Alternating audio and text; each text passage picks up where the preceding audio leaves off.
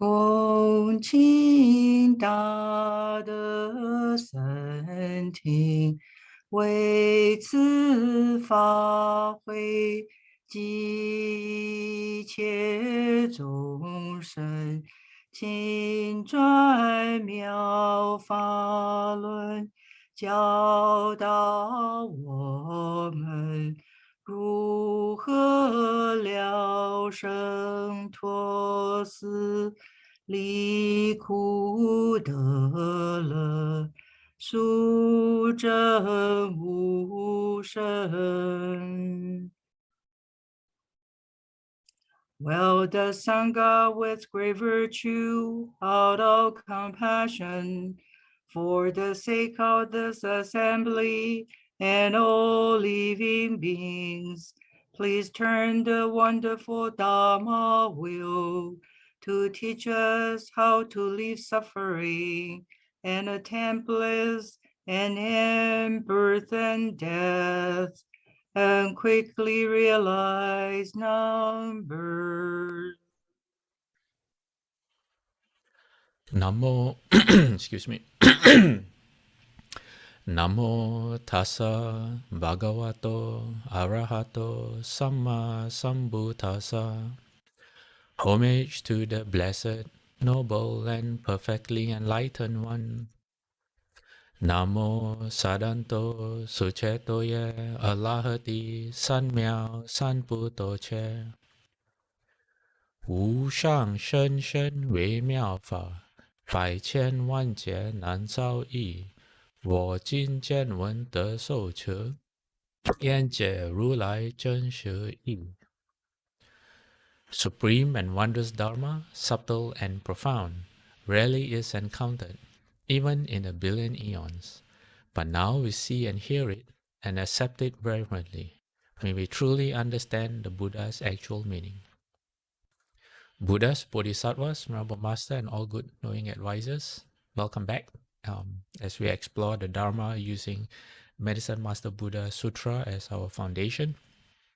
Let's chant Medicine Master Buddha's name 7 times before we get to today's class. Namo, quelling disasters, lengthening life. Medicine Master Buddha Namo, quelling disasters, lengthening life. Medicine Master Buddha Namo, quelling disasters, lengthening life. Medicine Master Buddha Namo, quelling disasters, lengthening life. Medicine Master Buddha Namo, quelling disasters, lengthening life. Medicine Master Buddha Namo, quelling disasters, lengthening life. Medicine Master Buddha Namo, quelling disasters, lengthening life. Medicine Master Buddha, Medicine Master does come one. Medicine Master does come one. Medicine Master does come one. Medicine Master does come one. Okay, let me get to these slides. So there's been a request or a question about next week is we are celebrating Guanin's Enlightenment Day, and Ruchang has let me see. She asked if I could speak a bit about Guanyin, well, there's a lot to talk about Guanyin. So if anyone has anything specific in mind, please type it into the chat box or just unmute your mic. If not, I'll just reserve a few minutes for end of the day. Wu-Chang said anything to know about Guanyin to prepare for next week's Guanyin's Enlightenment Day. Okay. All right. Let's okay. Let me see. Wu-Chang says the Buddhists in Vietnam we usually observe vegetarianism on that day. Yes. Here too. Okay. We'll talk about that. Wu-Chang, thank you. Excuse me. Okay. So today we are going to go back to the heaven of the 33 or the Trimsha heaven. I have some interesting sutras or stories to share today. And what we're going to do is our topic today is birth and death in the heavens, and how the Dharma can make a difference, whether you're born there or what happens when you die there. So today we have a story about someone who was born in the Trimsha heaven, but even the gods themselves found it difficult to believe, or they were rather impressed because they could see this person's past life, and they said, "Oh, how can someone get reborn here?" And then another sutra we have is about someone who dies in the heavens, gets reborn back on earth, but really, really wants to be reborn back into that heaven because she misses her husband. And then the third story is that the Buddha gets a visit from someone who's really, really famous in terms of the list of the Buddha's disciples. In fact, this couple is responsible for one of the main sutras of the Pure Land. So we'll look at that sutra as well. All right. Okay, let's look at birth in the heavens first. Okay, so the source for this is from the Buddhist Cosmos. I'm sorry, I forgot to put the source in the title. So it says that the commentary states that, what commentary is this? In the Pali Canon or in the sutras, there's always commentaries given either by patriarchs or by eminent monks, like we have Shufu's commentary. So from the commentary, it states that while Deva's sons and daughters are born in the lap of the parental Deva. So last week we had a question about, do Devas have children? So apparently, when you are born, you have parents, and you are born kind of like in the lap of your father and mother. And it says minor devas of a more servile class have their own places of birth. So the heavens is not a place where everyone is equal. Okay, if you remember the story about the two gods who quarreled because one god had the chariot, he was riding on his chariot to the festival. Another god was walking and he saw the chariot, he got jealous, he got angry, and then both of them died because they got angry at one another. One had a chariot because he had more blessings. We already know that the palaces that they inhabit when they're born in the heavens are all different, because it depends on the various or the different blessings or the merit that they have generated for themselves before they came to heaven. So it's the same thing for gods. They have different classes of gods. We talked about Acharyas, or the very beautiful goddesses who love to dance around and play music last week. So in the heavens, there are also servants, although they are gods, but they have a role to play. Okay. I don't really know how to explain all this, but these are just as how it's described, in the sutras.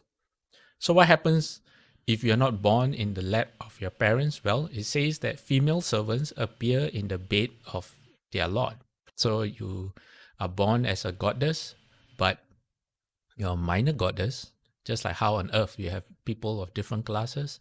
And if you are a servant, you appear on the bed of your master, or on your chief god, I guess. Then there's a different grade, higher, called ornamental and decorative. I guess your main job is to look good and adorn the palace. Maybe the acharya is the uh, falls in this class. So you appear beside the bed. You don't get born on the bed, or you don't appear spontaneously on the bed, but you beside the bed. And then it says those who are to become serving people or workmen. Um, the sutras don't actually say what these workmen are, but I guess there are some responsibilities to be carried out. So these people are born within the bounds. I guess where you are supposed to carry out your role, you are there. Yeah. Okay. So that's it for the birth in the heavens. So now we look at this particular sutta. A pauper is reborn in Triumph Trimsha. Is from the Samyutta um, Agama. What's a Samyutta Agama? The Samyutta Agama is the Mahayana version of the Samyutta Nikaya that's found in the Pali Canon. So basically, you have two canons. You have the Theravada Suttas, or the Pali Canon, and then you have the Mahayana Canon, which includes the Pali Suttas. So the one in the Mahayana Canon is in Chinese, and then the one in the Theravada Canon is in Pali. So basically, most of the it's not 100% identical. There are slight variances, and actually, this sutta that I'm sharing with you, there is a slight variance. But the Pali Canon or the Theravada Canon is included as part of the Mahayana sutras. All right. So this one is number SA for Samyutta Agama 2.51. All right, in case anyone wants to look for the original. So it says, on one occasion, the Blessed One was dwelling at Raja Gaha in the bamboo grove of Kalandaka. At that time in Raja Gaha, there was a pauper. Pauper means a very poor person. Extremely poor and pitiable, he nevertheless had pure faith in the teachings of the Buddha. Could keep the precepts purely, recites the sutras a little, and even make some small offerings. Upon the breaking up of his body after his death, he was reborn in Trimsha, the most wonderful of all places, as the karmic result of these four things. Okay, so although he was poor, he was able to practice the Dharma. He could recite some sutras. He kept the precepts, and he managed to do small charitable acts. And his reward was to be reborn in the Triumph Trimsha heaven, and not just be reborn in the Triumph Trimsha heaven. Okay, because before I reveal what happens to his birth, human beings have a tendency to judge people.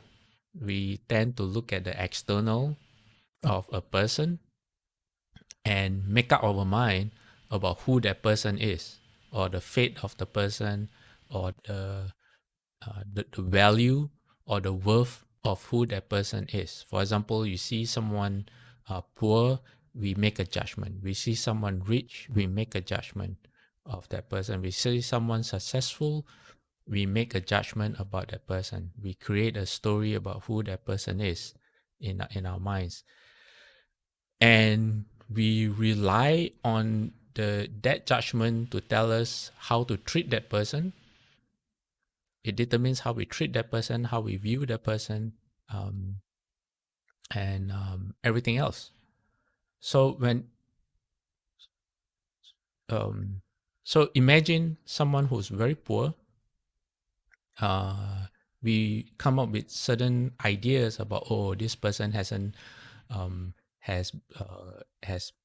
how you say, the way we say is like bad karma, but we say, oh, this person has created unwholesome karma before, and now they are suffering, or have to undergo the conditions of the causes that they have planted before. So we tend to look down on people like that. Okay, but what happened to this person as he practiced the Dharma? Okay, as a newborn deva, he was endowed with three superior things. He was of superior beauty, and this is compared to all the other gods in the Triumph Trimsha heaven. Okay, so when he was born there, this person became better looking than everyone. Okay, number two, he was of superior glory. I'm not sure here what glory means. There's no commentary on it, but if I were to guess, I would say he was more radiant. And in terms of like, I wouldn't say famous, but he probably had a nicer palace with a larger retinue, with more servants and more people following him around. And he was endowed, number three, he was endowed with superior lifespan. So he was going to be longer lived than all the other gods. So when the other devas saw this, they all admired him. They went to Shakra or Saka and said to him, there's a newborn deva who is superior to us devas in three ways. So this is where there's a difference between this particular sutta from the Mahayana canon and the sutra that you can find, the equivalent of this in the Pali canon. In the Pali canon, you can find this under the Samyutta Nikaya collection number 260, and it's called the Dalida Sutta. Dalida in Pali means poor.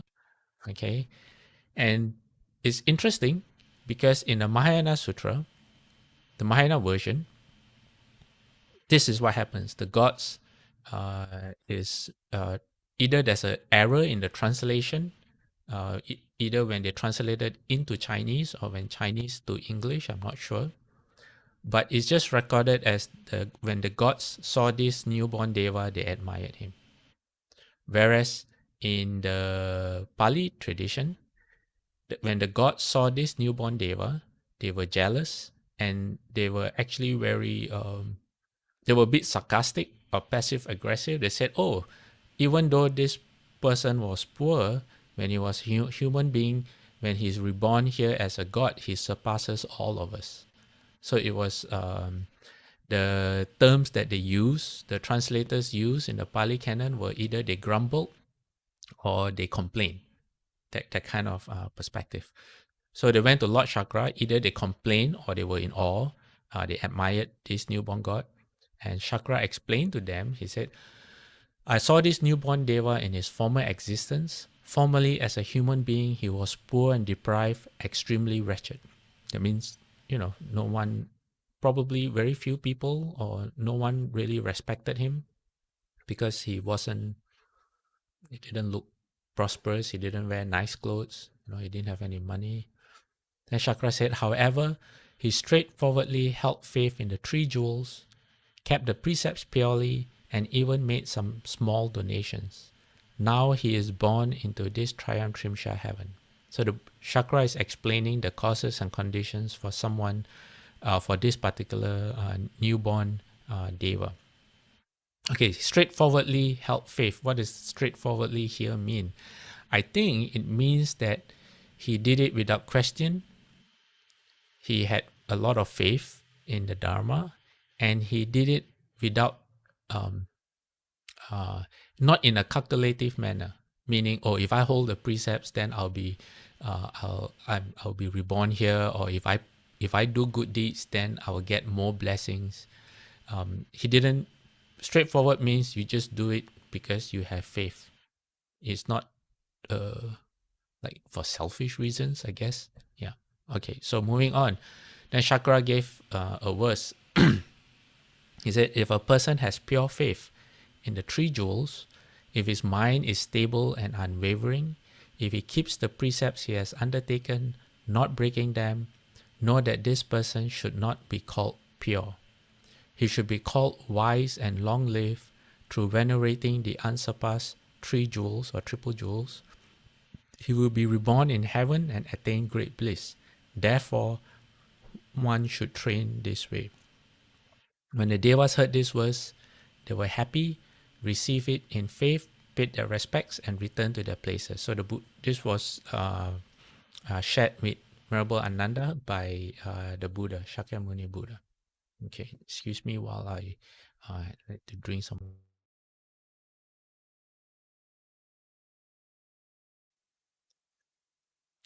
I think I have some duplicates of slides, so I'm just going to quickly forward to skip some slides. Okay, next story, or next sutra, is from the Dhammapada, verse number 48. And this is the context for why the Buddha spoke the verse. What is the verse? We'll come to that at the end of this sutta.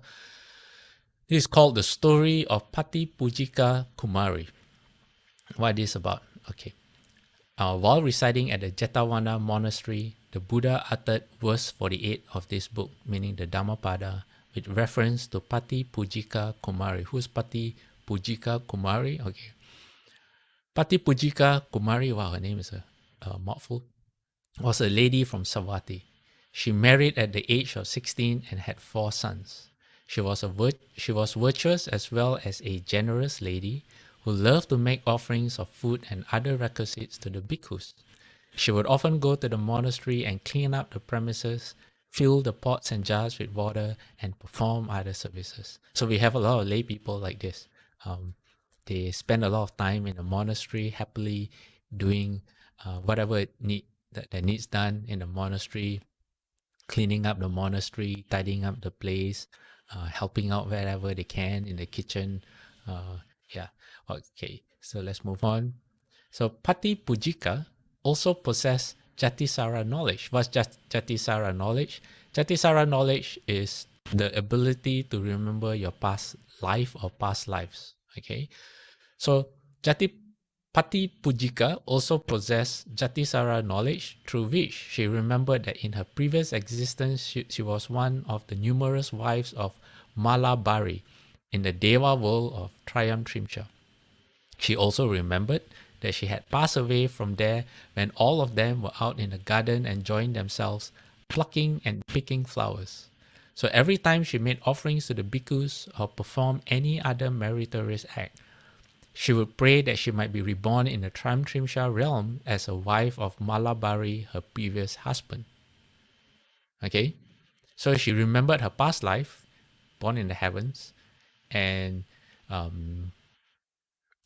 born in the. If you remember being born in the heavens, it's like you remembering that your past life you were the most powerful person on earth, or you had one of the richest people on earth, and you had a lot of people to do everything for you, and your life was so comfortable, and you were so pretty or handsome, and you didn't have to do anything, and suddenly you contrast that with your life as a human being, and it's not very nice. So anyone naturally would want to go back to that past life, right? To relive the same glory and comfort and bliss that you once enjoyed. So what did she do? Well, she made vows. The second paragraph, every time she made offerings to the bhikkhus or performed any meritorious act, she would pray that she might be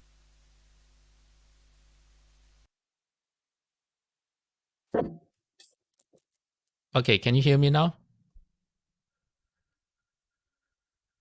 Yes. Yes. Okay, I'm sorry. Okay, so for how long was there no sound? I think 2 seconds. Oh, just 2 seconds? Okay, do I need to repeat about the part where she's making vows? No need. Yes, I think you only got to say that she was happy and want to go back. Okay, so for all of you to try to understand what it means to make vows, or when we say dedicate merit, for example, we dedicate merit to be reborn, to be born in the pure land. This is what Pati Pujika did. Okay, that in the last paragraph, every time she made something with merit or she created virtue, her reason for doing that was to be reborn back into the heavens again. Okay, so that's a very how you say, what's the word I'm looking for? To understand what making vows is, or dedication of merit, that's what it is. That's what this is. Okay, the reason why you do something. Okay, all right, moving on. Okay, so at one time, okay, so this is the backstory. This was Buddha now explaining the origins of what's her name? Okay, her name was, let me see, Pati Pujika. Okay, going back to this. So the Buddha is explained to the monks. It says, at one time the Deva Malabari went together with his entourage of acharas to a pleasure garden for amusement. So Malabari was the husband of this Pati Pujika. I just call her Pati. It's so much easier. Of Pati was Pati's former husband when she was a goddess. 500 of the Devaditus in this case means the female goddesses, were climbing among the branches of a great tree, gathering blossoms to make a garland to adorn the Devaputa. One of the Devaditus suddenly died while among the branches, her body vanishing like the flame of a lamp. So they were climbing branches. Pati was one of them to get the flowers. Okay, I'm guessing this tree is the tree we talked about a few weeks ago called the Parichataka, the great tree. Do you remember? And one of the sutras that we explored was how devas would climb the trees to harvest the flowers. Well, this is one of them. And halfway while she was harvesting the flowers, she died.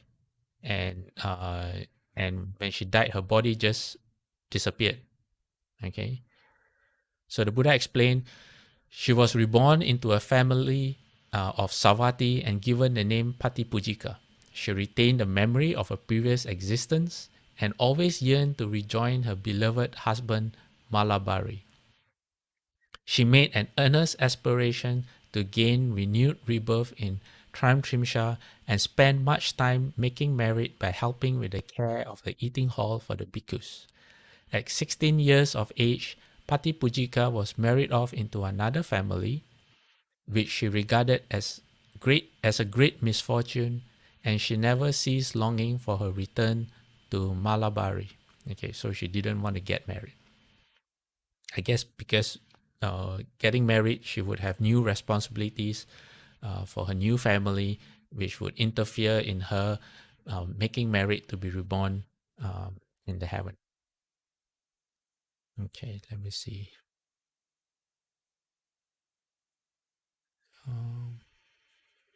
Okay, the Buddha continues. She says, in the course of a long life, how long? Actually, she lived for 100 years. Yeah. So in the course of a long life, during which she had 4 sons, she always continued to keep strict morality and perform meritorious deeds, and always with a strong aspiration to be reborn again in Trimtrimsha. So this is the power of her vows. At last, one day, after giving gifts, making puja, listening to Dharma, and taking the precepts, her time was finished and Pati Pujika died. Okay. So this is where it gets interesting. She was immediately back in the pleasure garden in Trimtrimsha, and the other acharas were now adorning Malabari with his flowery wreath of flowers. Seeing Pati Pujika, her husband asked her, I have not seen you since early this morning. Where did you go? Said, I died, my lord. Said, what is it that you say? He was surprised. So he said, excuse me, can you say that again? He said, oh, just so, my lord, meaning, that's what I said, I died. He said, where were you reborn? In the family of Savati. So basically, because time works differently in the heavens compared to earth, and what was it, 100 years in the heavens is one day. Wait, no, sorry, I got that reversed. 100 human years is one day and one night in the heavens. So this poor Pati, okay, Pati Pujika, died in the heavens, came to earth, spent 100 years, okay, 100 years making merit, trying to earn as much blessings as she could, trying to be a good person, all because she wanted to go back to her former life in the heaven, and she succeeded. Okay, and then when she got back to the heaven, when she died, they were collecting the flowers to decorate their husband. When she went back to the heavens, they had just finished collecting the flowers and making a garland, and not much time had passed. Okay, but to her, she had 100 years as a human being. Okay, so that's the time difference in the heavens. So the husband asked her, how much time do you spend there? So no one missed her, basically. The husband noticed she was missing, but it was only a short while. So for her, 100 years on earth, and in the heavens, most people didn't even realize she was gone. Then she came back. So the husband asked, how much time did you spend there? She said, for 10 months, I lay in my mother's womb. For 16 years, I stayed with my family. Then I was married into another family, and there I had 4 sons. But I always gave gifts and made married with the aspiration to be returned to you. So the husband asked, how old were you in human years? He said, 100 years. And then he said, only that? Like, because their lifespan is 36 million years. So to hear that the life of a human is 100 years surprised the husband. He said, only that? She said, yes, my lord. So he said, given such a short span of human life, is it then to spend as if asleep, heedlessly given over to desire, or to giving gifts and making merry? So she asked him, he said, what are you saying, my lord? And the next sentence is not clear. I looked at the different translations. It is not clear who uttered the next sentence, but I think it makes sense for the goddess to be replying, saying, having only a short and uncertain span of life, even so humans are as heedless as if they were immortal. Why? Because her husband was asking about how humans behave, given that their lifespans are so short. And once death comes, they have no control about their destiny. And so the husband wasn't sure. And she had just spent 100 years as a human being, although it was just a few hours probably in the heavens. So I guess it was her that replies that although human beings have a short lifespan, they just heedless as if they were immortal. We think that we are going to live forever. So that's how we live our life. Okay. So the Devaputta Malabari was seized with a great emotion of awe and dread. He was very surprised. And at the same time, how do you explain dread? Feeling of dread. It says, having only 100 years in a human birth, and yet they spend it as if asleep. How then can we be freed from suffering? So then the Buddha spoke the Dhammapada verse, says, like one who picks and chooses flowers, a man who has his mind attached to sensual pleasures and is insatiate in them is overpowered by death. The Dhammapada verse means that when you are attached to sensual pleasures, which is what everyone is, that's why we are caught in samsara, and is insatiate in them. Insatiate means can never have enough. You always want more. Or what you have, the satisfaction is only for a short while. So you keep on looking to resatisfy yourself. That's what it means. Yeah. So why was Devaputta Malabari seized with great emotion of awe and dread? Why do you think he had this feeling? Okay, the reason I'm asking this is because I need to take a quick short break, a minute or two. Either unmute your mic, I can hear, unmute your mic, or type into the chat box. Okay, and I'll be back in a minute. Why was the god Malabari seized with a great emotion of awe and dread? Okay. Imagine if you only had one day to live. Okay, imagine that you found out that tomorrow would be the end of your life here as a human being. And at the same time, that's the only thing you know. You don't know where you're going to go, but you know a bit about the Dharma. So you know that, if you don't really practice well and you have no control over your death, then you know about the hells, you know about rebirth as animals. There's a possibility you might be reborn in the heavens, but you have totally no control. What are you going to do if you know that your time is coming up? Would you devote all your time to practice? Would you, if you practice the Pure Land, will you try your best to get single-minded in reciting the Buddha's name with whatever time you had left, maybe 24 hours? Or would you spend the time, going out, having a good time, eating your favorite foods because, you only have some short time left, or getting drunk, or watching a movie? What would you do with your time? So basically, that's why the God, when he found out that human beings have only live only to 100 years at best. Okay, right now I would say maybe everyone hopes to live to maybe about 80 over years. He was surprised because with such a short lifespan, the way humans live our lives is like we will live forever. It's like the thought of death does not occur to us. We just spend our time fulfilling our desires, looking for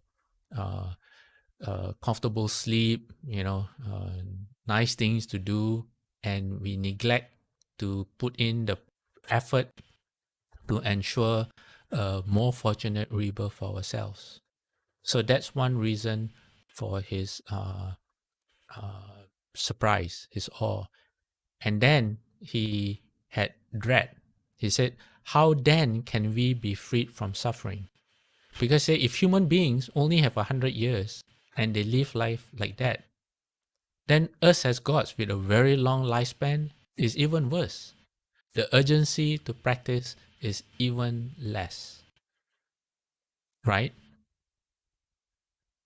If someone told you, oh, don't worry, you're going to live to 150 years old with great health, your body will never deteriorate. You have great health to the end of your life. You never have to worry about money because you're going to strike the lottery in 2 weeks' time, and you're going to have a very good life until your point of death. People will work. Someone who knows that will not work so hard.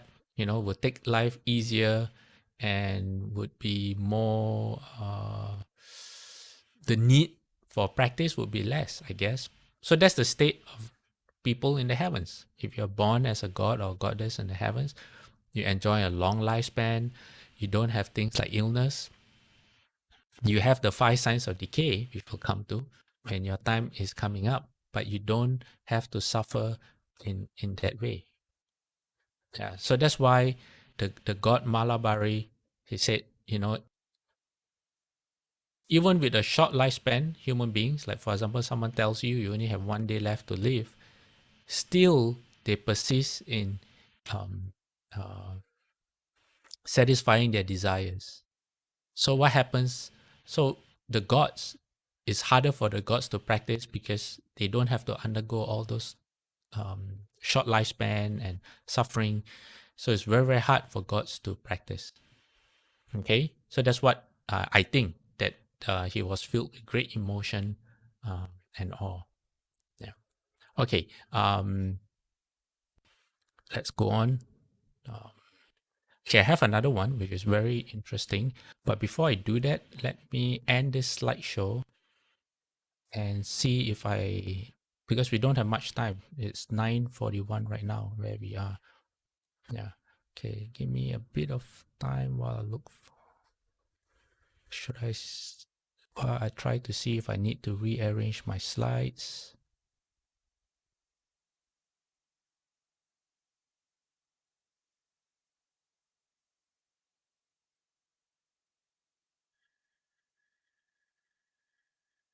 Yeah, maybe I will. Okay. So I'm moving ahead a few slides. Okay. So let's look at this, how Dharma affects rebirth in the heavens. This is from the Sutra Sukarika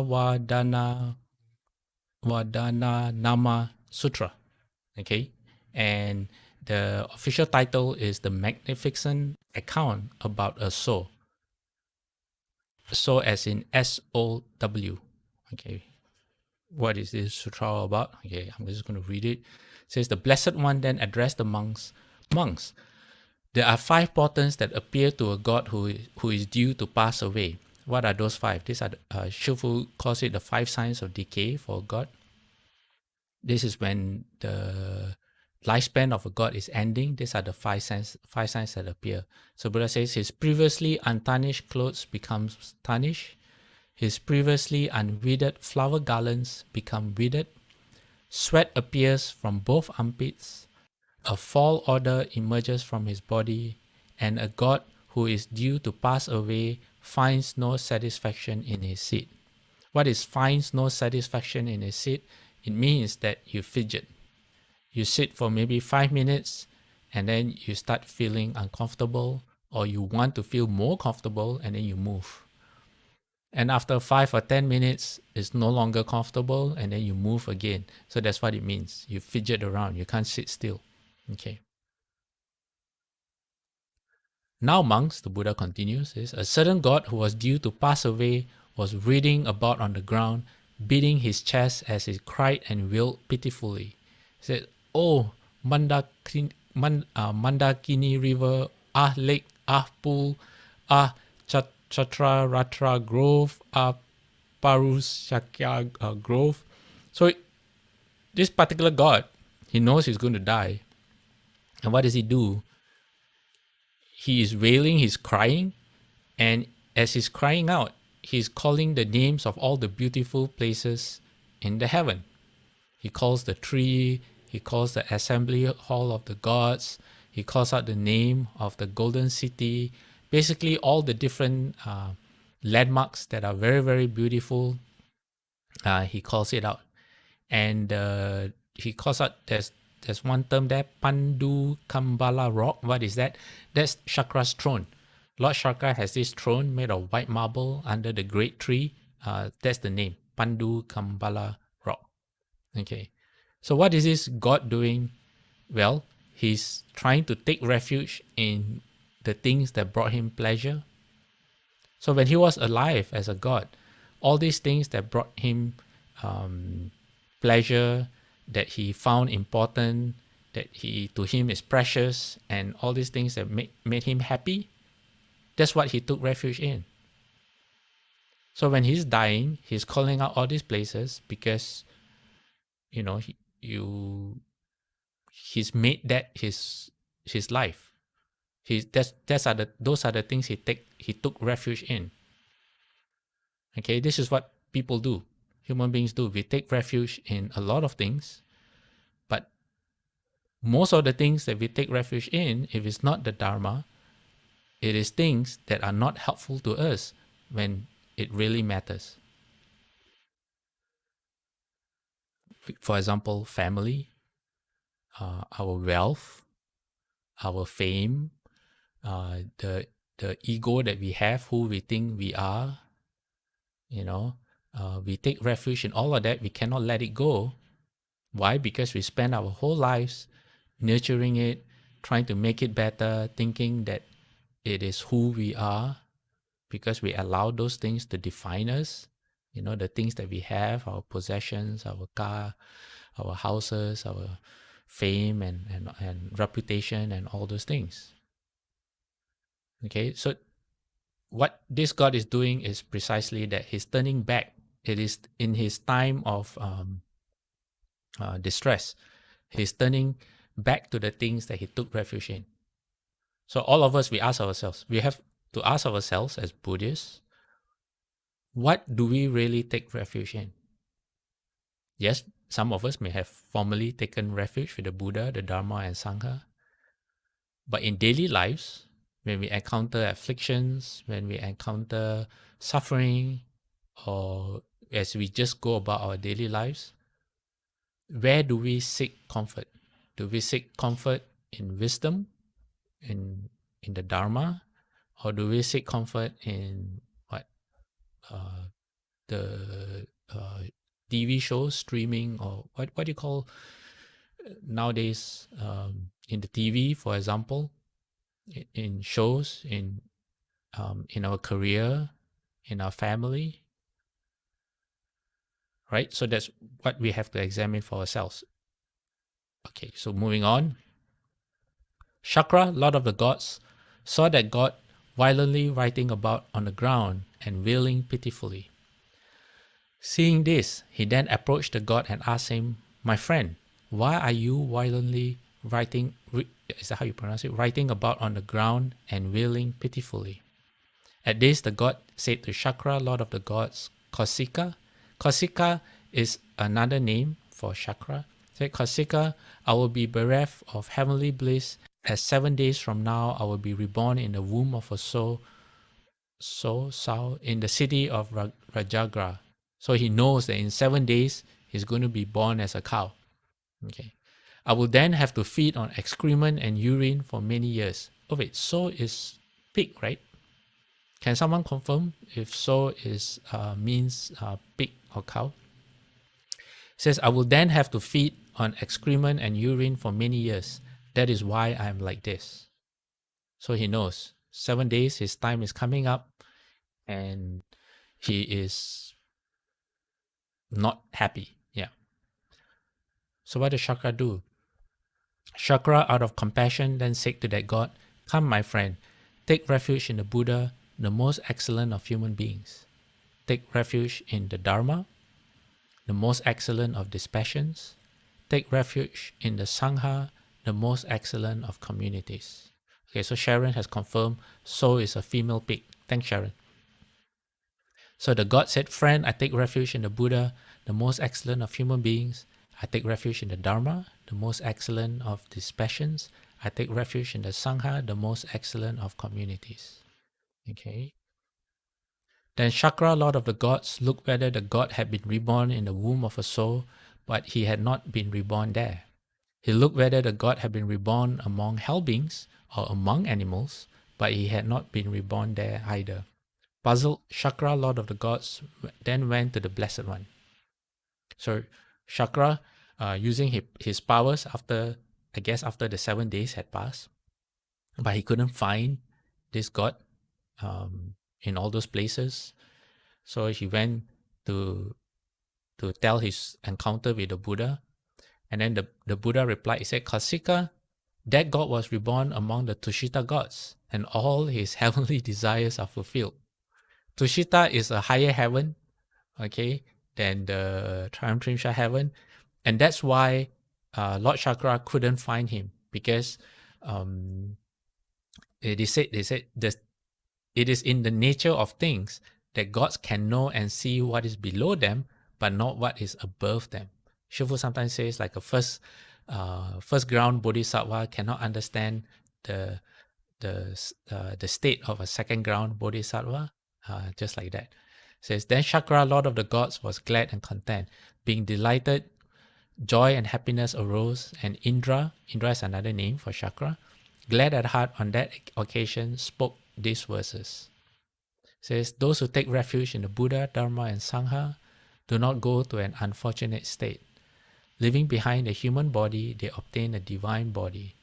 There is great gain for these people who have taken refuge in the Buddha, Dharma, and Sangha, who call to mind the Buddha, Dharma, and Sangha at all times, day and night. Then the Buddha replied, it says, those who take, it says, so it is, Kausika, so it is, those who take refuge in the Buddha, Dharma, and Sangha do not go to an unfortunate state. Leaving behind the human body, or in this case, the Deva body, they obtain a divine body. So we have to understand that when Shakra asked this god who was going to die in 7 days to take the refuge, it wasn't just him reciting, oh, I take refuge in the Buddha, I take refuge in the Dharma, I take refuge in the Sangha, and leaving it as that. It's not a one-time act. Okay? You have to really understand what taking refuge in the Triple Jewel means. All right? So let me go back one slide. If you look at second paragraph at the bottom, he says there's great gain for those people who have taken refuge in the Buddha, Dharma, and Sangha, who call to mind the Buddha, Dharma, and Sangha at all times, day and night. It means when you really take refuge in the Buddha, Dharma, and Sangha, especially in a case like this, where it is so strong that you alter your karmic conditions to the point where instead of being reborn in the womb of a pig, you are reborn in a higher heaven instead.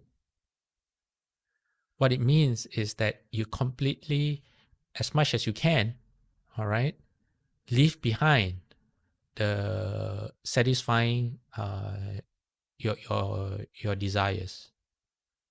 Okay, you put that behind, and you concentrate fully in the Buddha, which means that you recognize that you have the potential to be enlightened. So you don't see yourself as just a god or a human being. Okay, you see yourself as the potential to be equivalent to, say, like Guanyin, for example. Okay, so you honor that potential. And then the Dharma is where you look towards for wisdom. So in the case of this god, he had a problem, which is 7 days, your life is going to end. So what do you do with the 7 days? The answer comes from the Dharma. How do you conduct yourself in the 7 days? Who do you surround yourself with your last 7 days? That's the Sangha. That's the group of people that practice, that you mix along, so you learn from them and you practice together with them. That is the only way that this god could have altered his fate. So taking refuge is not a ceremony that you go through. Taking refuge is not a thing that it's not a set of words that you repeat to yourself. But taking refuge is something that changes your lifestyle. It affects how you think, what you say, how you behave, and it means really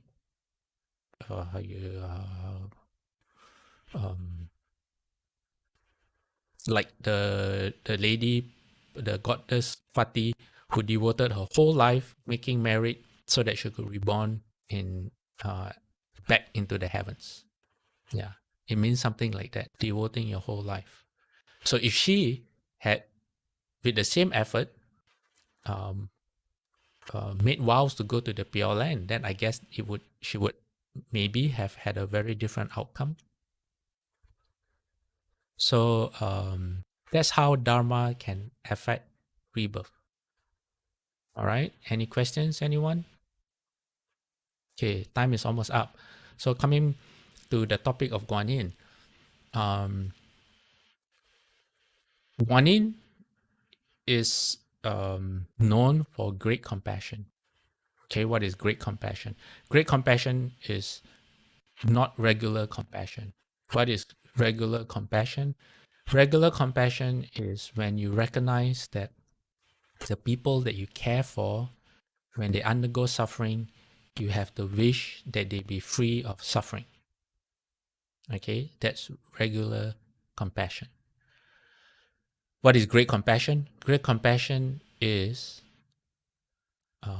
okay. Let me explain a bit more about compassion. Okay, so compassion arises when the people you care for. So there's a limitation there. The people you care for. So sometimes when you read news reports of other people suffering around the world, or you hear of someone else suffering, you find yourself not really affected by those people. You know, you read about those reports, and when it's time to eat lunch or dinner or your breakfast, you have no second thoughts about those people anymore. You read about people who are starving, but the next moment when you are eating your meal, you are fully concentrated on your meal and you don't think about those poor people anymore. That's what it means. only the people you care for. So there's a limitation there. Your empathy does not extend, or either your affinities or your empathy does not extend far enough. So that's normal compassion.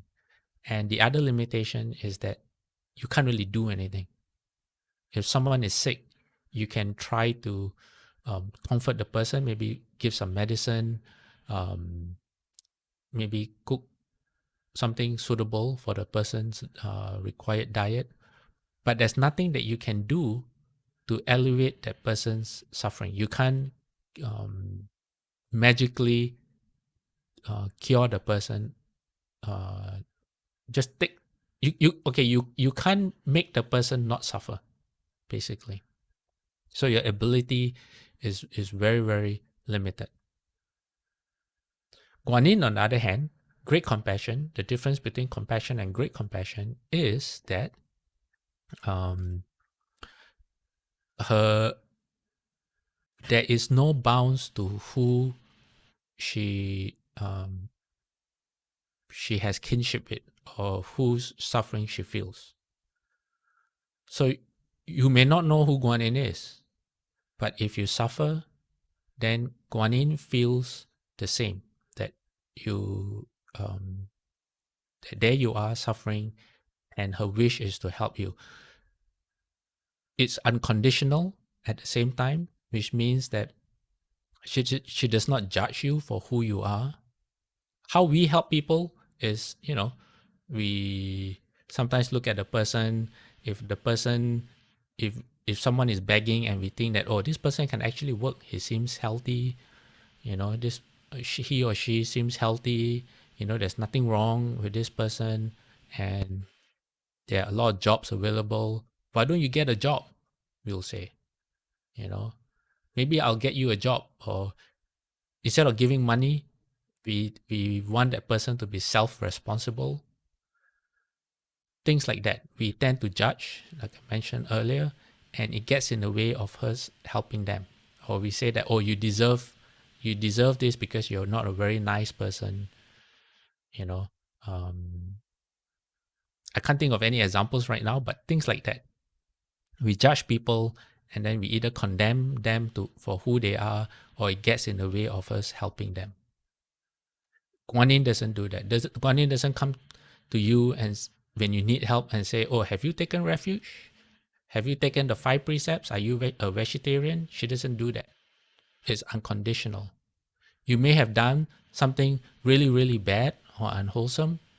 It doesn't matter to Guanyin. What matters to Guanyin is if she can save you or help you, especially help you get on the path of wisdom, which is learning the Dharma, and to create positive affinities with you, so that in the long run, one day when you are ready to make that Bodhi resolve, because of the positive affinities Guanyin has planted with you, when she comes to you, you are willing to listen to her.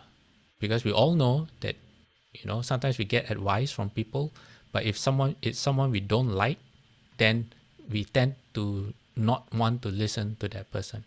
So for bodhisattvas, to save people, you need to plant positive affinities with them, which is why they say Guanyin fulfills all your wishes. She wants you to be happy.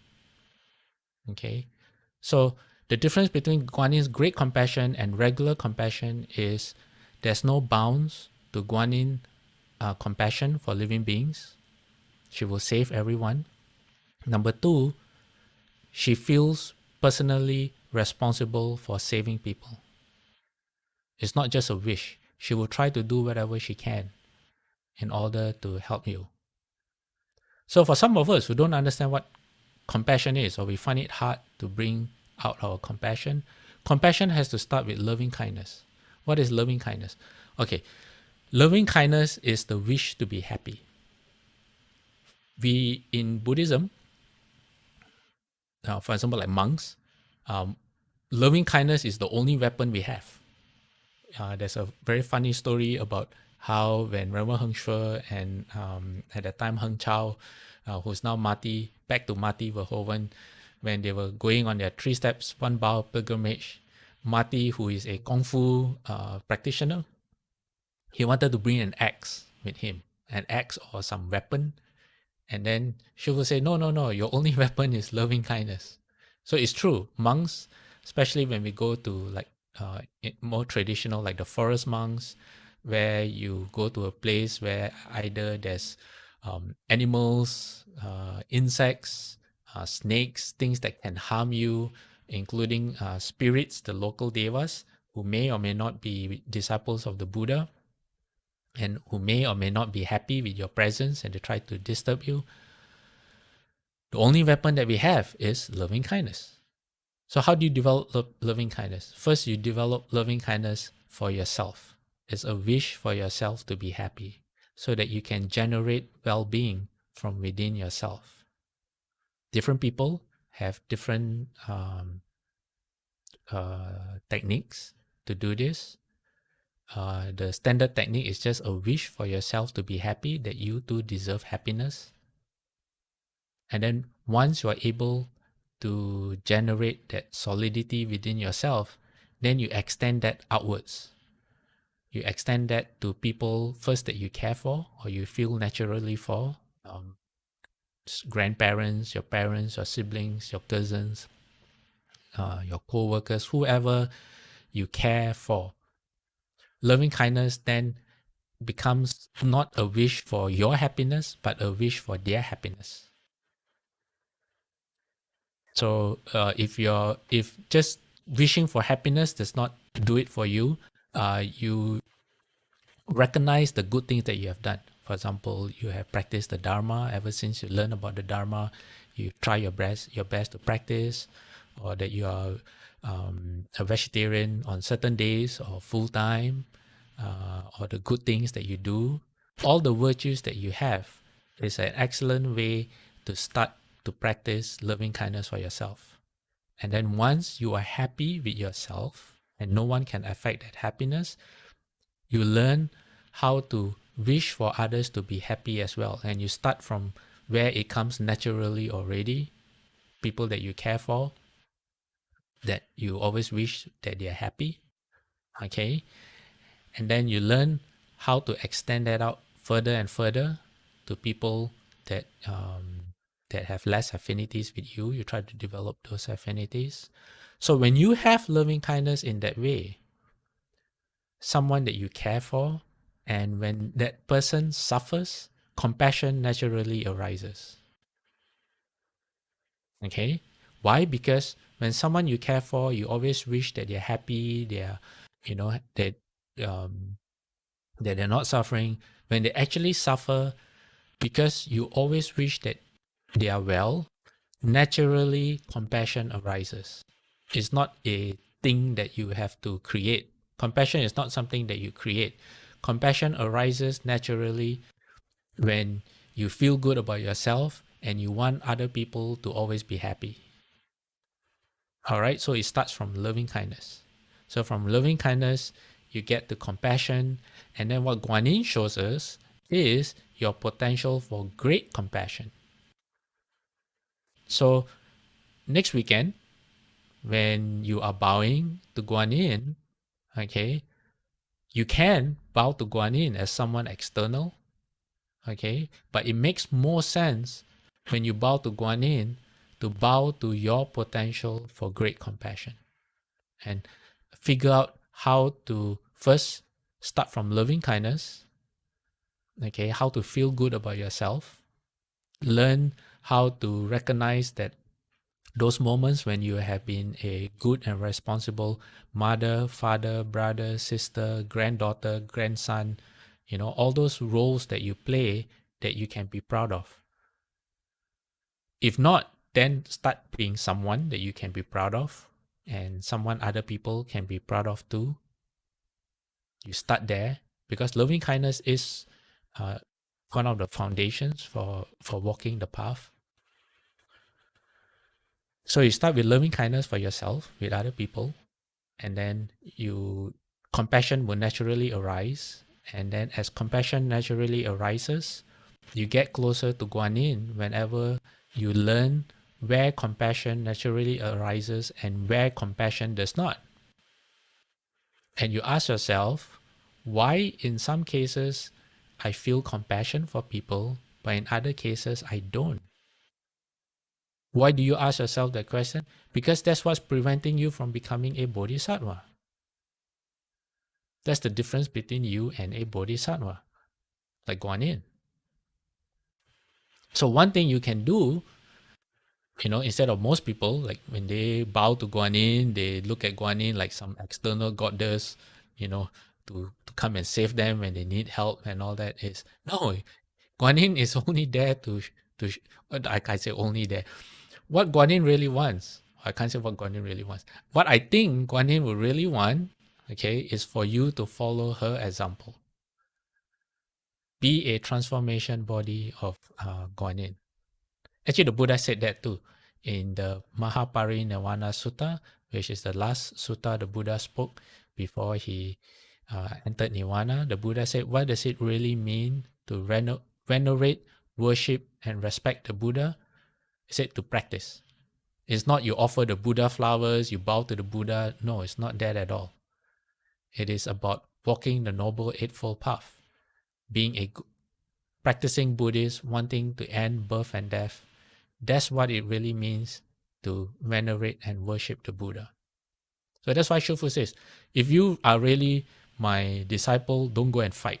If people insult me, meaning Shufu says, if people insult him, don't defend Shufu.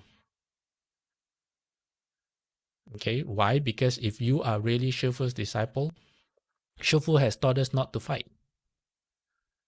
So by not fighting, you are showing the best side. How you say? By following Shufu's teachings, that is the best disciple. How you say? That is the best way of respecting Shufu. Yeah, by practicing, by following Shufu's wishes for us, his instructions for us. All right. Okay.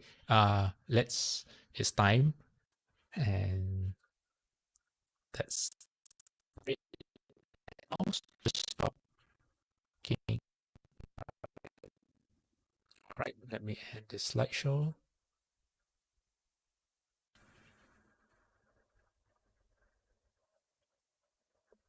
Any questions? Anyone?